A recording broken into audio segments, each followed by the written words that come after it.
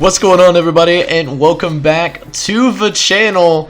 This is your boy John J Gaming on the mic, and today we are doing something a little bit different, something that we're not used to. We are here in Madden 21, but this is not going to be your run-of-the-mill franchise. No, this is going to be a Madden 21 experiment. What is that, you ask? So I'm glad that you asked. What I have here is the slowest people in Madden that at least made a preseason roster. I compiled them into one team, and we're going to see how this team does, man. And you know, despite being the slowest players at their respective positions, this actually isn't the worst as bad as I thought it was going to be. So let's go ahead and meet the team. First at quarterback, we got a couple of guys right here. I got Tom Brady, 43 years old, a GOAT that never ages with 6 Super Bowl rings. Going to try to take my Bengals to the top, or at least not 0-16. Backing him up is Matt Moore, 36 years old, 65 overall. At halfback, we have a couple of old cats leading the squad. Frank Gore will be starting for us as a 79 overall, 37 years old. Rex Burkhead will be right behind him. It's a 75 overall. And then we got Benny LeMay and Elijah Holyfield, rookies and second-year guys that haven't really proven themselves yet. At fullback, we have Jacob Johnson from the New England Patriots at a 70 speed. At wide receiver, we have a couple of veterans on the squad, but after that, it's unproven talent. Larry Fitzgerald and Danny Amendola are heads of this wide receiver core. Then after that, we got Duke Williams, we got Will Jordan Humphrey, and we have Jawan Jennings.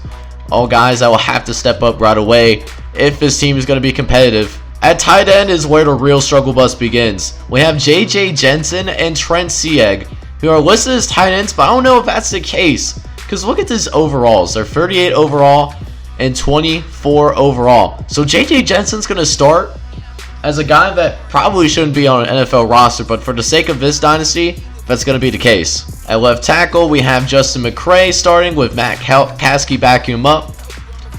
Left guard features Kenny Wiggins from Fresno State with Chance Larmack backing him up from the University of Alabama. Center, we actually have a pretty decent center. Ben Jones is an 80 overall despite 58 speed. However, his backup is questionable. Jake Henson's a 59. At right guard, we have Gabe Jackson, who's a pretty solid player, 79 overall dude, with Calvin Throckmorton backing him up. Then at right tackle, we have Orlando Brown Jr., who's an 83 overall and will be starting for us. And then Bobby Hart is the backup from Florida State, the Bengals' favorite player, and I mean that with pure sarcasm. 66 overall as the backup. Moving on to the defensive front, we have Akeem Hicks at left end, coming from Regina College, only a 63 speed guy, but has some really good talent. Back him up is Michael Brockers at 83. At right tackle, we have Fabrizio Fertaski at 72 overall with some unproven talent as backups. Defensive tackles looking pretty good, actually, as Brandon Williams and Danny Sheldon are going to be starting in a 4-3 scheme, whereas Star Wuteli and Brian Moan back up. At left outside linebacker, we have Amike Abulul starting for the squad. Middle linebacker features Kevin Minter from LSU with Dante Olson and Cole Christensen as backups on the squad. Right outside linebacker has Pernell McPhee, 78 overall, which is surprisingly pretty darn good given the lack of speed at the linebacker position. Jordan Jenkins does back him up though as a 74. Now cornerback might be the worst position on this team, and I'm not kidding. Nate Brooks is our best corner, and he's only a 63 overall. We have 3 other guys in the 60s, and then Kareem Orr and Salvion Smith round up the bunch with a 59 and 58 respectively. Free safety has Taylor Rapp, who's a pretty solid player himself, only 22 years old too. Sherrod Naismith is the backup. Strong safety has Andrew Sendejo with Daniel Sorensen as the backup. Then finally at kicker we have Robbie Gould with Andy Lee as the punter for this squad. So as you can see, while there are some decent guys on this team, we are probably not going to be very good this season, but I'm curious to see how it goes because Tom Brady is known to be a winner.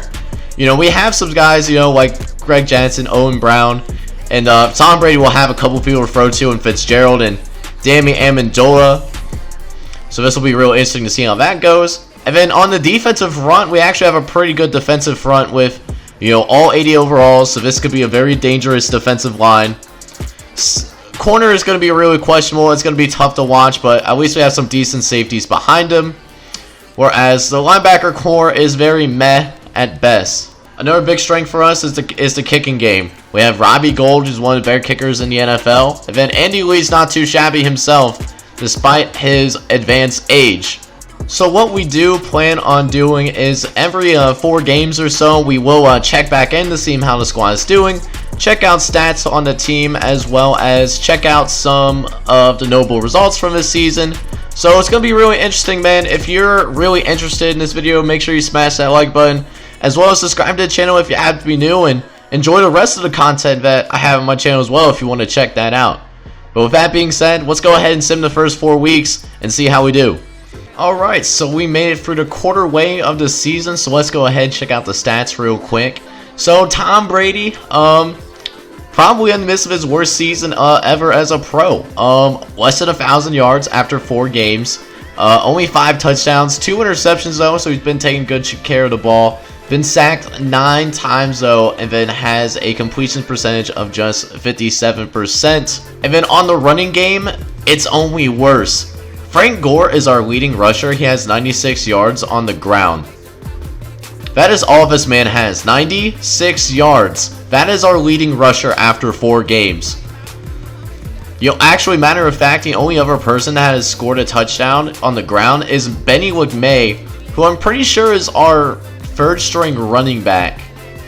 So it's definitely been tough mudding on the ground. Receiving core, just to check out what's going on, Danny Amendola has most of the touchdown grabs from Tom Brady. He has 25 catches for 165 yards. Larry Fitz is right behind him. He has 18 catches, but after that, there's not many guys that actually are in double digits. JJ Jensen surprisingly has double-digit catches, which is interesting. Then Frank Gore and Trent Zieg both have touchdown grabs as well. On the offensive line, there have already been multiple sacks allowed. Justin McCray is the biggest victim, allowing 5 sacks. Wendell Brown has 2 sacks allowed, and Ben Jones has allowed 1 thus far. Defensively, on the other hand, Kevin Minter does lead the team in tackles, with 30 tackles so far this season. Jordan Jenkins, Nate Brooks, and Andrew Sendejo are not too far behind him. Surprisingly, we did force a few turnovers though, and it looks like Sendejo has 1, the outside linebacker has 1, and then the free safety Taylor Rapp has 1 thus far. However, we did not force any forced fumbles, and then we also haven't gotten any defensive touchdowns yet this season. So this is what the first 4 games looked like, and if you saw the stats, it hasn't been pretty. We've been blown out the first 3 times in a row, losing to the Chargers by multiple scores, get blown out by the Browns. We don't even score versus the Eagles, losing 31-0. But then against the Jaguars, we almost beat the Jaguars. 23-30 was the final score, and actually came down to the 4th quarter, but we let it slip away though. Even won the turnover battle. Just very unfortunate that happened the way that it did. So almost had our first win, but for now we're 0-4. So in the next 4 games, it doesn't get any easier. We do play against the Ravens. We play against the Colts on the road. However, the home games against the Browns and Titans, they might be winnable games. So hopefully when we sim the next 4 weeks, we see something a little bit better. As bye week is thankfully coming up, maybe I'll get our team refocused. But let's see how we do simming these next 4 weeks.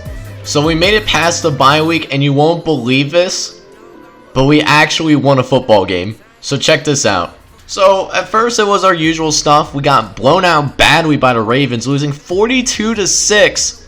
But then we go on the road against the Colts and somehow go on the road to beat these guys, solidifying it with a late field goal in the 4th quarter, as well as a touchdown in the 3rd as well.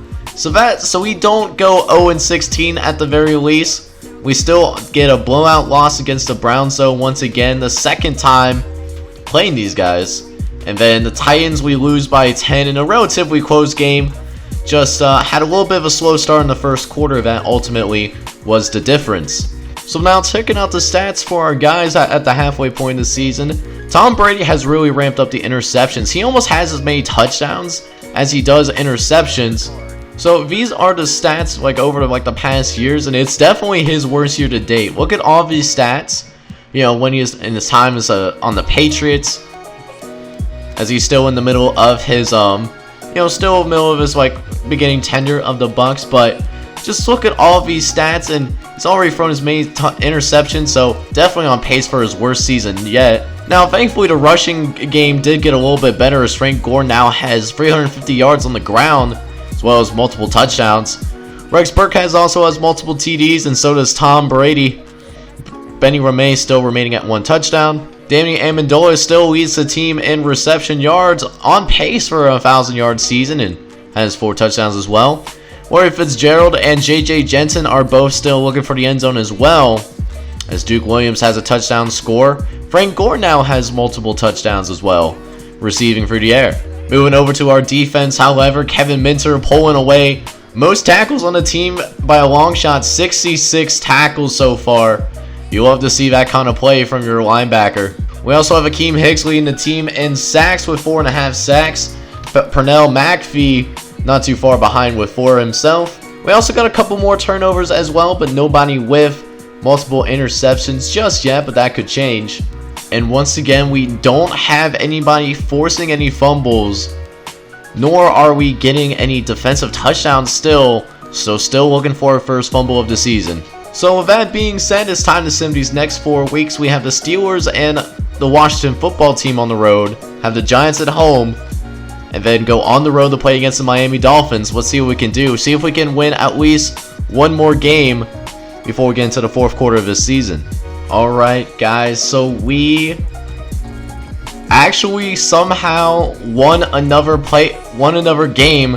So we have 2 wins now on the season, so let's see what happened. So let's go into the 3rd quarter of play, and we start off with a big win against the Pittsburgh Steelers. We actually win by 17, as we run away with it in the 2nd half, answering with 13 unanswered points as Steelers get a late field goal, and we end up winning that game 27-10. Tom Brady was also pretty good in this game as well, 223 yards and 2 touchdowns on the game. Rushing game, but Frank Gore found a rhythm as well, got a TD there. And then Danny Amendola went off for over 100 yards receiving. J.J. Jensen was pretty damn good too, 5 catches for 53 yards. And then defensively, Jordan Jenkins and Daniel Sorensen led the team in tackles. Even got plenty of sacks as well. Chauncey Rivers had multiple sacks, and then Akeem Hicks and Mick Agbule had a sack themselves. Did get 1 interception. It was from our cornerback. Our cornerback actually had an interception, so you love to see that. No fumble still, though. We're still waiting for that. After that, it was kind of downhill on this on the sim, but we are competitive in all our games. We only lose to the Washington football team by 10 points. Same thing with the Giants. And then the Dolphins, we actually only lose by a field goal, as Miami was able to make the difference up in the 4th quarter. But, you know, a very competitive game, so can't complain. So with that being said, I'm not going to dive into the individual stats this time around. Just going to go to the end of the season, and we're going to check out the team stats at the very end. So let's see what happens. Alright, so we made it to the very end of the season. So let's go ahead, check out the schedule, check out the standings, and see what the heck just happened. So in the last 4 games of the season, it was pretty darn ugly for the most part. Get blown out by the Cowboys, blown out by the Texans, and we get blown out once again by the Ravens. The Steelers, however, we almost somehow found a way to beat the Steelers. We only lost 17-10. It was one of those things where we just couldn't close in the 4th quarter. Into the final standings for at least the regular season, look who's ended up on top in the NFL. The Browns, Packers, Chargers, and Saints are all tied at 12-4. Shout out to the Browns for at least doing well in the sim and winning the conference and getting home field advantage. So that's nice for them. As for us, we were safe to say that we are the worst team in at least the AFC, and we also finished with the worst record in the NFL, 2-14. And that was even with Tom Brady as our quarterback. That is absolutely insane to me. That, you know, despite having one of the better quarterbacks in the game, still had a terrible record, and we lost every single home game. We went 0-8 at home, 2-6 on the road. So going into the team stats as well, we had the worst offense in the NFL, and by a decent amount too. We were in sort of in the same company as the Dolphins, but Cincinnati had the worst total offense. We had one of the worst passing offenses too. We had the second worst passing offense in the league. We surprisingly didn't have the worst rushing attack, but we were, looks like, in the bottom 5 when it comes to rushing. Also had the worst points per game too. On defense, it wasn't much better. We had the third most passing yards allowed in a season, over 6,000 yards allowed this year. The passing, surprisingly, we aren't that high up on the list, as there's a lot of teams that gave up over 4,000 passing yards. The Bengals fell just outside of that at 3,900, and that's probably our best thing that we did despite a very questionable secondary. Rushing, however, we got ran all over. Over 2,000 yards allowed on the ground. Absolutely insane. And then we, no surprisingly, gave up the most points. So it was just one of those things where I'm shocked that we won games in the first place. Sacks, we were towards the bottom as well, second worst. Didn't have a single fumble recovery, so that's pretty sad, but we're about in the middle. In interceptions though, we had 10 interceptions on the season. As for the individual stats, Tom Brady had the worst individual season of his career. Despite 500 passing attempts, he had only 3,400 yards, 18 touchdowns, and 14 interceptions, his worst season yet. Frank Gore did have a half-decent year though. He had nearly 700 yards on the ground and 5 touchdowns. Rex Bird had multiple scores, same with Tom Brady and Benny LeMay. Danny Amendola did have a 1,000-yard year, 77 catches, 1,100 yards, 6 touchdowns. Larry Fitzgerald even found the end zone too. He got 1 touchdown off of 56 catches. JJ Jensen even had 61 total catches himself for 3 touchdowns. Duke Williams had 2 scores himself. Frank Gore, Trent Sieg, and Jacob Johnson, the fullback, FBU, get multiple touchdowns through the air. So for the offensive line, actually wasn't as bad as I think it was going to be, with one exception. Justin McCray in 16 games gave up 16 sacks and didn't even play 1,000 downs this season. Huge reason why Tom Brady has really struggled in this simulation. Defensively, it's hard to be positive about anything when you're one of the worst defenses in the NFL, but there are a couple bright spots. Kevin Minter and Jordan Jenkins did have over 100 tackles. We even had a pretty solid season from Akeem Hicks, who did have 7.5 sacks. Behind him was Pernell McPhee, and beyond these two, we had a really hard time getting a pass rush. We did also have 2 guys get interceptions, that both strong safeties, Andrew Sandijo and Daniel Sorensen, had multiple interceptions. We didn't force any touchdowns. So that is going to end this video though. Hope you guys did enjoy the experiment that I tried to do with the slowest players in all of Madden. Let me know down in the comments what other kind of one-offs that you want me to do here on the channel. And if you also enjoyed this video, do me a favor and please smash that like button, as well as hit subscribe if you happen to be new and enjoy the other content that happens to be on this channel. In the meantime, I'll catch you guys next time. I hope you all have a wonderful day. Take care, everybody.